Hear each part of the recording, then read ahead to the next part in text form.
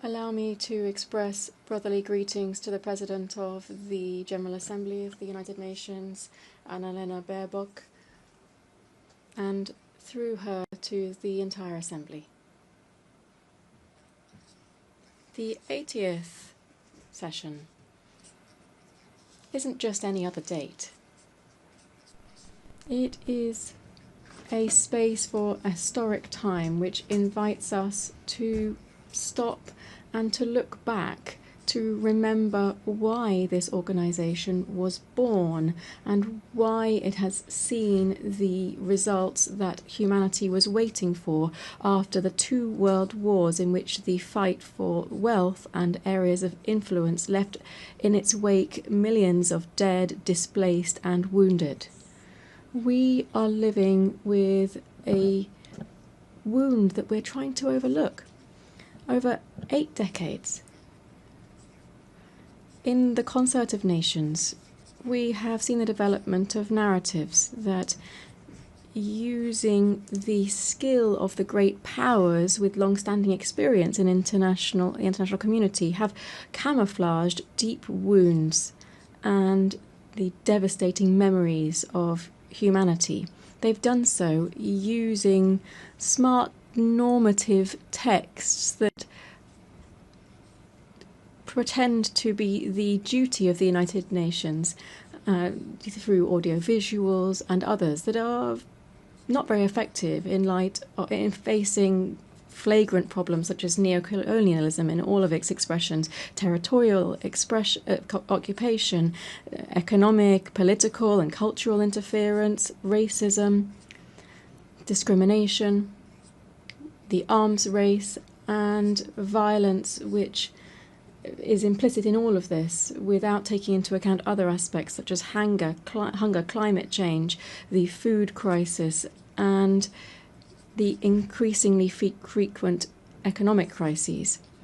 The effects of these realities are clear to all. Confrontations and discourse that promotes hatred and division between kindred states, inequality, exclusion, poverty and inequality and injustice, still produced within institutions that were created to protect the rights of the weakest. And we're not even talking about economic, social and the cultural rights of people, and even more if you look at the rights of indigenous peoples.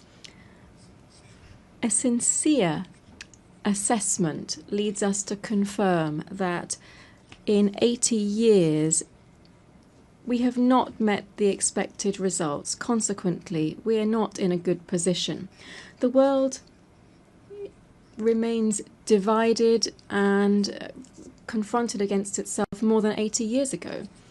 Today in the world there is greater inequality in the distribution of wealth than there was 80 years ago. The poverty figures, inequality and injustice, rather than being curbed, is on the increase. The risk that any remaining peace should disappear and the Third World War would overtake the entire planet is very close if we don't react in time.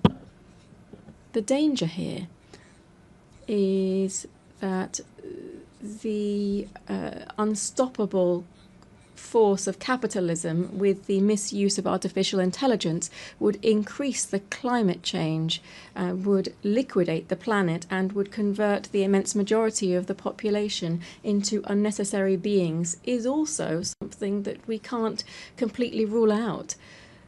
We're not in a good place.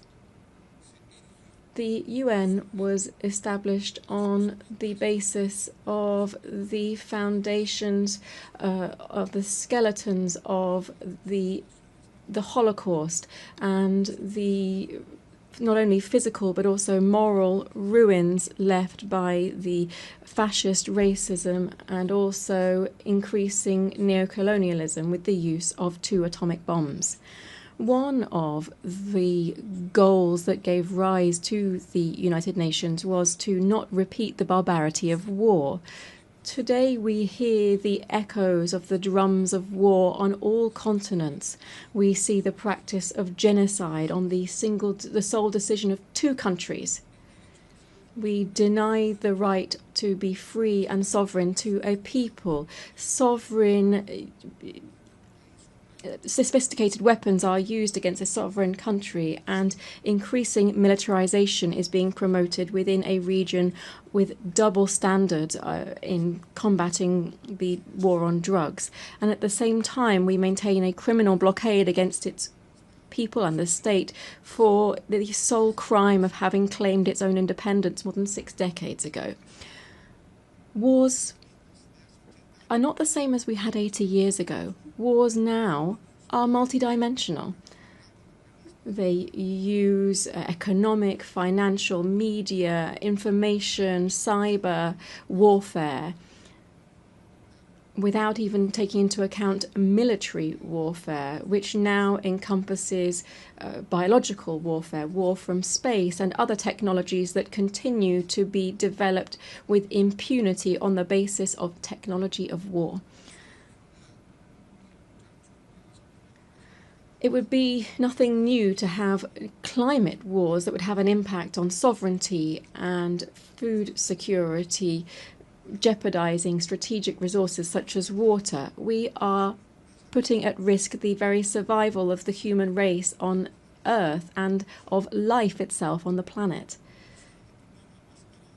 Just taking off the mask from all of these tragedies, we can see that the cause of all of this is the wild capitalist system that places the greed of the few over the rights and lives of the majority on the planet. The cause of this is the current capitalist development, which tries to resolve its own crisis and ends up returning to the original forms of accumulation and increasing rates of profit.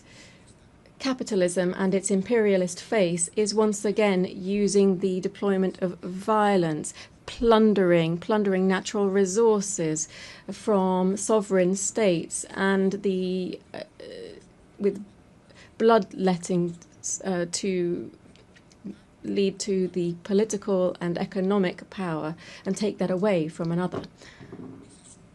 Added to that, we have a third cause of the current wars, which is more immediate. That is the obsessive zeal of the new Trump administration to give the United States back its position as a hegemonic power at the cost of the liberal system, free trade, globalization, and to cause pain and death. Why?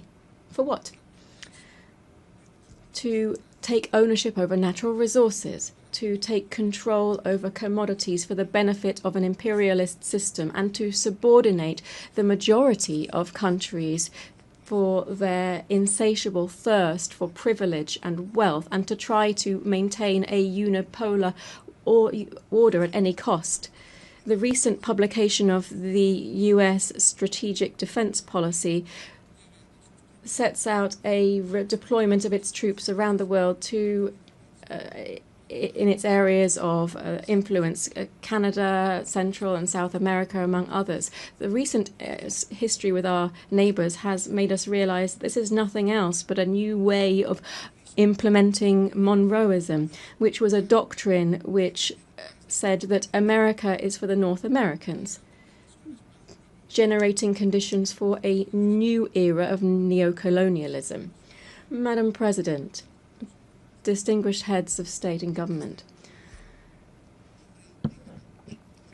from the indigenous from Latin America and the Caribbean, we can say that we are a zone of peace, and we did so at the second summit of CELAC in Havana in 2014. The nations in our region are complying with this mandate that we set ourselves, still bearing in mind our political and ideological differences on various topics and with regard to border and territorial occupation-based disputes that remain ongoing. We can say, when we invert the equation of the Pentagon, that it is peace rather than war that guides our international relations. In hearing this statement in 2022 in this same place, I came to appeal to the United Nations for a General Assembly to declare to the world that it would be an entire territory of peace. And 11 years have passed since that historic declaration of CELAC, and 3 years since I made that statement in this assembly. Not only have we not declared the world as a zone of peace, rather we are facing the harsh reality of seeing how death is becoming increasingly normalized in international relations. We also feel the threat of fascism in all of its variants to try to exploit and dominate peoples at the current time. The threat of death has made is covering Latin America and the Caribbean. We are seeing a bellicose potential, which would even go so far as to use missiles, submarines, helicopters, using the pretext that this maritime space is being used against the national security of the United States through the illegal introduction of cocaine through illegal gangs belonging to drug cartels. Beyond violations of international law, this provocative action of imperialism has two intentions. First,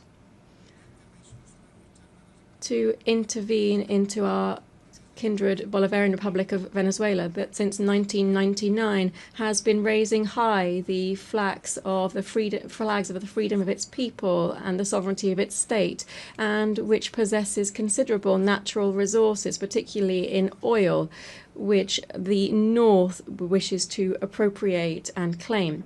Secondly, to try to reconquer the Latin America and the Caribbean on the basis of it undermining liberal democracy, to impose militarization and to use other colonialist practices that we should call out. Imperialism is said to be used to combat drugs trafficking. This is a fallacy, because if this were true, it would actually be taking effect within their own country, where the demand for this type of drugs is high, and where in its origins, where we see different types of organized crime. What the United States is trying to do is to give our region the role of holding back the edification of a multipolar world and to submit it to its own interests. Added to these military actions, the images of which have been seen around the world, we see other types of devastating actions, such as those aimed at strengthening the economic blockade against Cuba. Billions of dollars are owed by the United States to the Cuban state due to these unilateral coercive measures, which are explained on the basis of rejecting the first communist revolution, which will never be destroyed. The threat of death is also afflicting the Middle East. In the Middle East, the pain of millions of families and the death of hundreds of thousands of Palestinians finds no consolation. All of this history tells us has the unconditional support of the United States, which wants to speed up the displacement of the Palestinian people as quickly as possible. Peace will be an empty world while the Palestinian people continues to face practices of genocide and does not have its own land and full sovereignty with East Jerusalem as its capital. But in this region, that's not the only thing that's happening. The fragile political and geopolitical stability is threatened by preventive attacks against the Islamic Republic of Iran and against the small nation of Yemen, very similarly to what is happening, what was done by ex-President George Bush. The threat of death is also clear in Eurasia. in Eurasia, despite the intermittent attempts to achieve a political outcome, the expansionist ambitions of NATO, which is nothing else than the military arm of concentrated capital, is trying to protract the military conflict by using Ukraine as a launch pad against the Russian Federation. The threat of death also hangs over Asia. The East China Sea, which is an area of great geostrategic and economic importance, is facing two problems that could have an impact not only on the region but also the entire world. The overcoming of the sovereignty of Taiwan by the People's Republic of China is another example of explicit neocolonialism that is encouraged by the United States, as well as the dispute on the Senkaku Islands, the sovereignty of which is disputed between Japan, Taiwan, and China. It appears that these islands are home to important hydrocarbon resources. Furthermore, the constant tension between North Korea and South Korea could not only become a problem that affects these two countries, but also the entire security of the world. Heads of state and government, I've been referring to this entire world to say that in this new imperialist intervention, we should call it what it is, neocolonialism. And what should we do? I'm asking this because it's led to one of the most outstanding strategies of the fight for the emancipation of labor over capital. This is also the fight of life over death. I wish to propose that we firstly establish a commission for reparations following slavery, apartheid, genocide, and colonialism in the countries of the global south. To do so, the United Nations should find a way to ensure that those designing war and death pay their billions of dollars rather into a reparations fund. I hope that this rostrum, the highest on the international stage, will also serve to be able to launch an appeal and recognize that colonialism and neocolonialism was and is an historic mistake that brings and continues to bring a social wound over the population that it victimizes. It also does this with indigenous societies that it affects in particular. Today, on behalf of the construction of a fair future, we have to condemn the devastating impact of colonialism in the past and the present. I appeal to the heads of state of CELAC and the African Union to join forces and to oppose the adverse consequences of colonialism. This commission that I've mentioned should set up effective mechanisms to restore historic justice in the following spheres: reparations, land rights, recovery of the environment destroyed through the action of the colonizers and transnational corporations, apologies for the colonial past through the restitution of cultural goods of the indigenous peoples that were taken by the colonizers during the period of expansion and genocide, the prevention of neocolonial practices, programs for the development of indigenous peoples and the preservation of their cultural identity.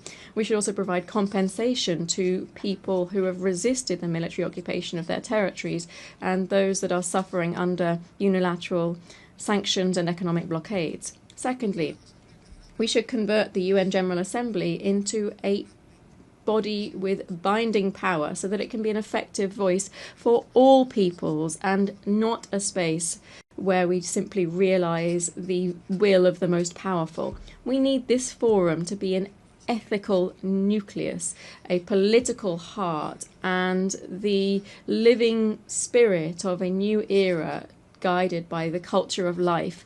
We need the resolutions adopted within the UN General Assembly to not be vetoed by any superpower and to be truly complied with. This means ensuring that multilateralism is truly valid and not just a formality. We should declare the world as a zone of peace and promote demilitarization as far as possible. The immense majority of the population in the world refuses to accept that the revitalization or overcoming the cyclical crises of capital should be done on the basis of investment in billions of dollars to manufacture all types of conventional and unconventional weapons. Just 1/3 of military expenditure would give us better and greater education, health and housing guaranteed for everyone. The UN has to become a pact for peace and for life as the shared destiny of everyone who believes in living together. 4, we need to undertake a profound reform of the Security Council that would prevent one of 2 countries holding up global stability. We need to ensure this reform and ensure the reform that the countries of the Global South have been insisting on for several years. Democratizing the Security Council would be giving effect to the principle of the legal equality of states and democratizing the future. It would be to ensure that the voices of Africa, Latin America and the Caribbean, Asia and the historically marginalized peoples would also count. 5, we should move towards the Universal Declaration of the Rights of Mother Earth. Bolivia, together with the Amazonian peoples, speaks up to recall the urgent need for international cooperation to strengthen the conservation of the Amazon. We should do so through strengthening the sovereignty of Amazonian countries over this strategic biome for the world. Defending the Amazon means defending life. 6, we must reject all forms of commercial war and work to reduce economic and social divides between the countries of central capitalism and the countries on the periphery. Trade wars not only affect companies, but also the immense world of work. It also lessens to alarming levels the possibility for lower classes to access acceptable food. The hegemonic and capitalist interests don't have any right to overtake rights of trade and reduce the right to employment, food and education for the working classes. Dear guests here at the 80th session of the UN General Assembly, I'm very grateful that on this occasion of the 80th anniversary of the establishment of the United Nations, having listened to the analysis and the outlook of the plurinational state of Bolivia over critical problems facing us today, and as we look ahead to working together for peace, development and collective human rights, the Bolivian people, to whom we have guaranteed a democratic transit that we have not seen in 28 years in our country, is looking forward to seeing the changes that we must see within the United Nations in order to guarantee global peace. Thank you very much.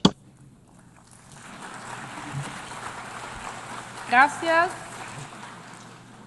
On behalf of the Assembly, I wish to thank the Constitutional President of the Plurinational State of Bolivia.